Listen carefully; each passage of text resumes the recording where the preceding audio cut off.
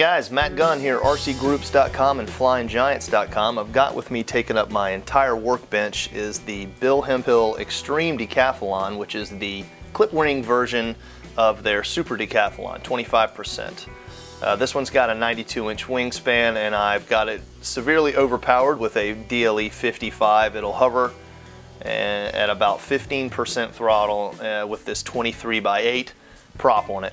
So I want to go over a few things about this plane, and then we'll take it out to the field and we'll do a full flight with it.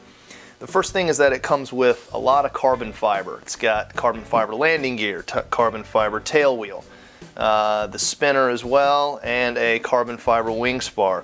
We've got the high-tech 7954 SHs that I picked up from Servo City, and we're running a Futaba radio and receiver. One of the interesting routes I decided to take on this plane is I'm running a fuel bladder instead of a hard tank. Some people will call them, or they're known as IV bags. And some of the advantages is that you don't have fuel foaming, you don't have air getting in the lines, and you don't have that smell associated with running a hard tank that has a vent. Some of the disadvantages are that you have to see the bag in order to bleed the air out of it, and you have to use some sort of like plastic pliers or plastic hemostats to pinch the line going to the carburetor when you fuel it. So let's go ahead and examine the plane and go over a few things about it. It's covered in Aura cover. It's all red and white, unlike the other red, white, and blue Super Decathlon. And if we take a look at the wing here, we've got pocket style hinges all the way across. This one, unlike the Super Decathlon, has flaps as well, and they rotate both directions, so you can use them as ailerons as well and get some extended roll rate. The wing struts, you can permanently mount them. You can make them so they lay flat. I just have them mounted hard here. And as you can see, this wing is a little bit shorter than the original Super Decathlon at about 92 inches. So let's go ahead and take a look inside the cabin at what I've done. All right, let's open up the right-hand side door. It opens pretty easily. You just push this little switch here.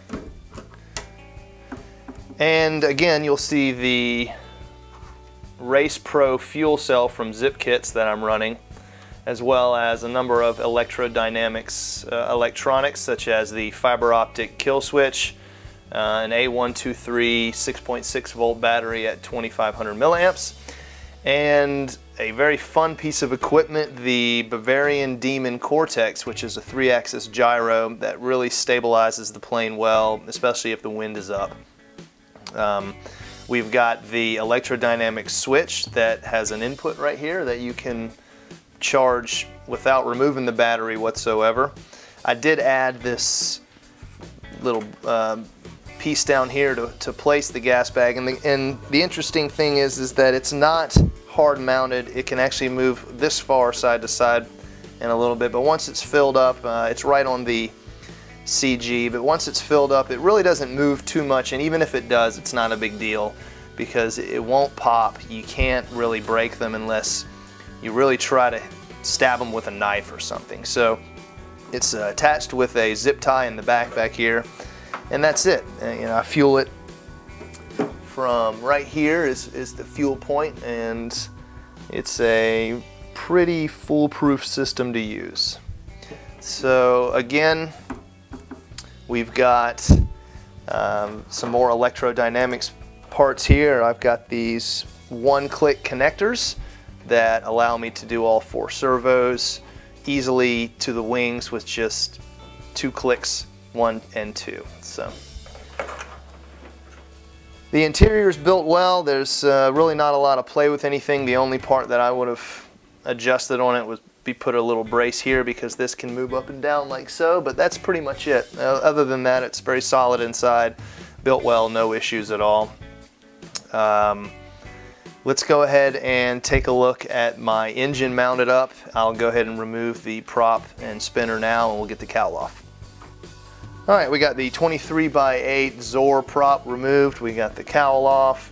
You see the DLE 55 engine on there. I decided to use the stock canister exhaust, so keep those R's up. I didn't want to mess with the pits, and I only had to do a little bit of cutting, so it's not too bad. Made a nice little bracket here to hold the choke out of some popsicle sticks, and it works great. It has a nice hard mounting surface here, no issues at all with it, no glue needed to be added or anything like that. It's got a good few degrees of tilt, as it should, to counteract the P factor from the propeller.